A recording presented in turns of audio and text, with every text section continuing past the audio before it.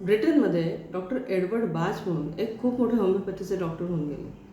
आपल्या पेशंटला ते होमिओपॅथीसोबतच वेगवेगळ्या फुलांचे वनस्पतींचे अर्क काढून औषधं म्हणून द्यायचे. त्याचे त्यांना खूप छान रिझल्ट्सही मिळाले. तेव्हापासून फ्लावर रेमेडी ही जगभरात प्रसिद्ध झाली आणि डॉक्टर बाच यांनी ती शोधून काढल्यामुळेच त्याला म्हणतात बाच फ्लावर रेमेडी किंवा बाच फ्लावर थेरपी.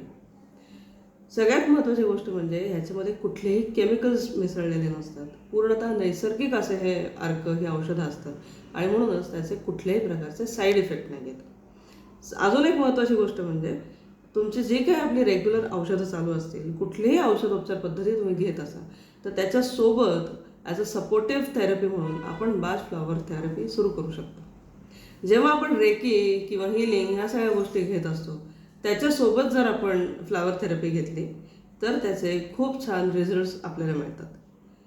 प्रत्येक आजारावर बाच फ्लावर थेरपी आणि हिलिंग हे कसं काम करतं हे डिटेलमध्ये जाणून घेऊया आपल्या पुढच्या व्हिडिओजमध्ये.